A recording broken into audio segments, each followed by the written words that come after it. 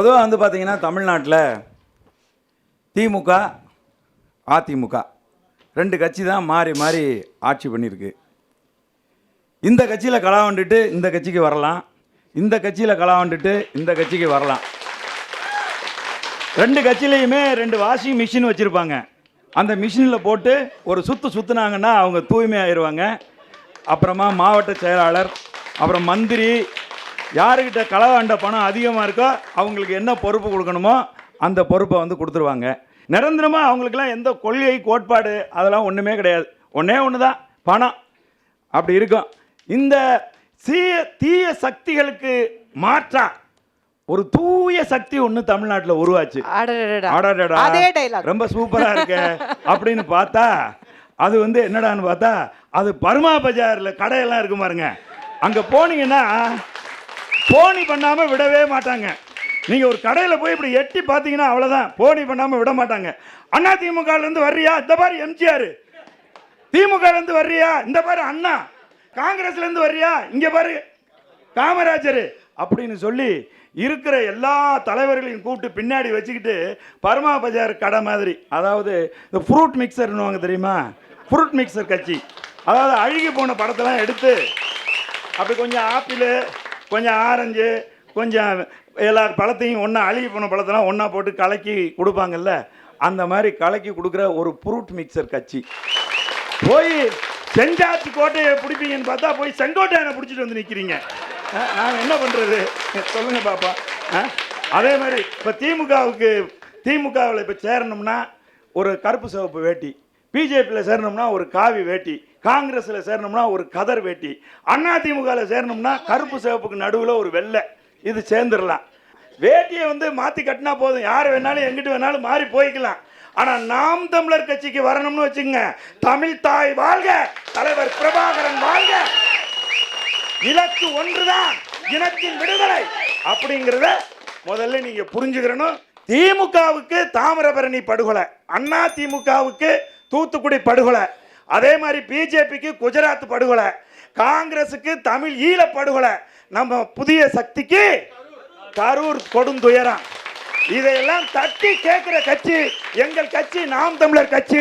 இந்த கட்சி தமிழ் குடி சிறக்க, தமிழ்நாட்டில் தமிழரின் புலிக்கொடி தான் பறக்க வேண்டும். அது நாம் தமிழரின் கொடி. அந்த கொடிதான் 2026 பறக்கணும். கரு நாகராஜன் அவர்கள் பேசும்போது சொன்னாங்க, சீமான் வந்து ஆடு மாடோட பேசுறாரு, மலையோட பேசுறாரு, தண்ணியோட பேசுறாரு அப்படின்னு.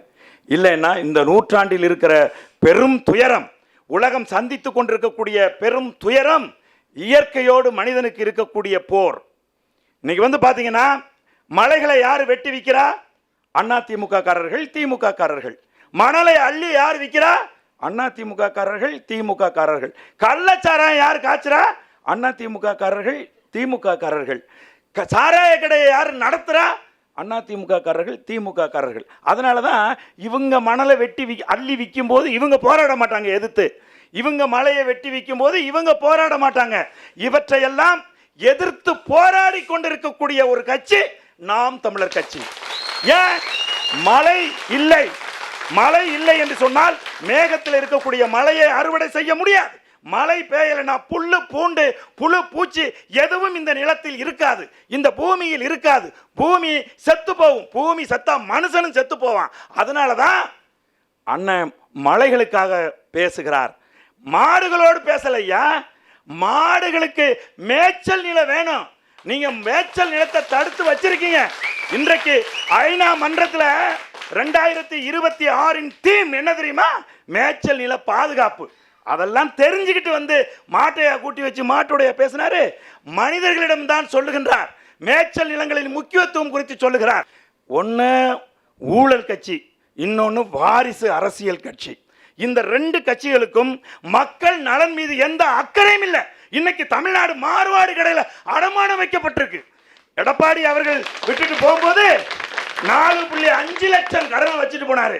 ஆனால் இன்றைக்கு திராவிட முன்னேற்ற கழகம் ஆட்சிக்கு வந்ததுக்கு பிறகு 10 லட்சம் கோடி கடன் இருக்கு. எங்களை அண்ணன் சமமின் அன்சாரி சொல்றாங்க வளர்ச்சி வளர்ச்சின்னு. என்ன வளர்ச்சி? 10 லட்சம் கோடி கடன் வாங்கி வச்சிங்களா? மக்கள் இலவசம் கேட்டாங்களா? எதெல்லாம் கேட்குறாங்க மக்கள், அதெல்லாம் நீங்க கொடுத்தீங்களா? திமுக தான் இலவசம் கொடுக்குது, அதுக்கு மாற்று அரசியலுக்கு எங்கள் ஃப்ரூட் மிக்சர் கட்சி வந்திருக்கு, அது ஏதாவது மாற்று அரசியல் கொடுத்துரும்னா அவங்க சின்னதாக கொடுத்தாங்களா, நான் கொடுக்குறேன் பாடுறா, நான் கார் கொடுக்குறேன், நான் வீடு கொடுக்குறேன் அப்படின்னு இவங்க வந்து மாற்று அரசியலை முன் வைக்கிறவங்க வந்து அதே அரசியலை சொல்கிறான். யோ, அதே அரசியல் தலைவர்களை தான் வச்சுக்கிட்டு இவங்கெல்லாம் எங்கள் வழிகாட்டினீங்க, அவங்க வழிகாட்டில் தான் 50 வருஷமா இப்படி இருக்கையா தமிழ்நாடு, அதே வழிகாட்டியை தூக்கிக்கிட்டு நீ வந்து என்னத்தை புதுசா செய்ய போற? அதே மாதிரி வந்து பாத்தீங்கன்னா தமிழ்நாட்டில் இத்தனை ஆண்டு கால அரசியல் வரலாற்றில் பொது தொகுதியில் பட்டியல் சமூகத்தை, ஒடுக்கப்பட்ட சமூகத்தை, புறக்கணிக்கப்பட்ட சமூகத்தை நிறுத்திய வரலாறு ஒரே ஒரு தடவை அம்மா ஜெயலலிதா அம்மா தலித் எழில்மலை அவர்களை பொது தொகுதியில் நிறுத்தினாங்க. அது தவிர திராவிட முன்னேற்ற கழகத்தினுடைய ஆட்சி அதிகாரத்தில் இதுவரைக்கும் நாங்க இந்த தனி தொகுதி தவிர ஏதாவது ஒரு தொகுதியில நிறுத்தி இருக்கீங்களா? சொல்லுங்க பாப்போம், சொல்லுங்க. ஆனால் எங்கள் கட்சி நாம் தமிழர் கட்சி, எங்கள் அண்ணன் செந்தமிழன் சீமான் 20க்கும் மேற்பட்ட பட்டியல் சமூகத்தை சேர்ந்த ஒடுக்கப்பட்ட புறக்கணிக்கப்பட்ட சமூகத்தை சேர்ந்தவங்களை கொண்டு வந்து நிறுத்தியிருக்காரு. அந்த கட்சி ஆட்சி அதிகாரத்துக்கு வரணுமா? எளிய மக்களை, விளிம்பு நில மக்களை அரசியல் படுத்தி அவர்களுக்கான அரசியலை பேசுகின்ற, யாருக்காக பேசுது நாம் தமிழர் கட்சி? யாருக்காக எங்க அண்ணன் பேசுறார்? இந்த அண்ணன் புறக்கணிக்கப்பட்ட மக்களுக்காக பேசுகிறார், இன்றைய இளைஞர்களுக்காக பேசுகிறார், நாளைய தலைமுறைக்காக பேசுகிறார், இங்க இருக்கக்கூடிய பெண்களுக்காக எங்கள் அண்ணன் பேசுகிறார். இந்த நிலப்பரப்பில் இருக்கக்கூடிய பெண்கள் 2 பேரை தான் நீங்க கடவுளம் மதிக்கணும். ஒன்று புரட்சியாளர் அம்பேத்கர், நீங்கள் இன்றைக்கு பெற்றிருக்கக்கூடிய அத்தனை உரிமையையும் பெற்றுக் கொடுத்தவர். அடுத்தது அரசியல் அதிகாரத்தை தூக்கி கொடுத்திருக்கிற, அரசியலில் பெண்களுக்கு சமபங்கு அளித்திருக்கக்கூடிய எங்களுடன் செந்தமிழன் சீமானை நீங்கள் போற்ற வேண்டும்.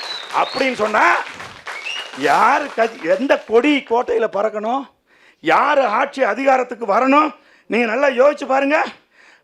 ஊழல் செஞ்சு நீங்க இன்றைக்கு பாருங்க, இங்க தமிழ்நாட்டில் இருக்கிற கல்வியில் சிறந்த தமிழ்நாடு, எப்படிப்பா கல்வியில் சிறந்த தமிழ்நாடு. இந்த சென்னை பல்கலைக்கழகத்தில் 5 வருஷமா படித்த பிள்ளைங்களுக்கெல்லாம் சர்டிஃபிகேட் கொடுக்கல. ஏன்டா சர்டிஃபிகேட் கொடுக்கலன்னு கேட்டால், சர்டிஃபிகேட் அடிக்கிறதுக்கு எங்கள்கிட்ட காசு இல்லையா, என்ன பண்ணுறது அப்படிங்கிறான். எங்கள் ஐயா கல்வி அமைச்சர் கல்வியில் சிறந்த தமிழ்நாடுன்னு அறிவிச்சுட்டு ஒரு விழா எடுத்துக்கிட்டு இருக்காரு. அங்கே ஒரு பள்ளிக்கூடம் இடிஞ்சு விழுந்து ஒரு பையன் செத்து போயிட்டான். இதையெல்லாம் எதையுமே கவனம் செலுத்தாம தமிழ்நாடு நம்பர் 1 அப்படின்னா எப்படி நம்பர் 1? எதுல நம்பர் 1?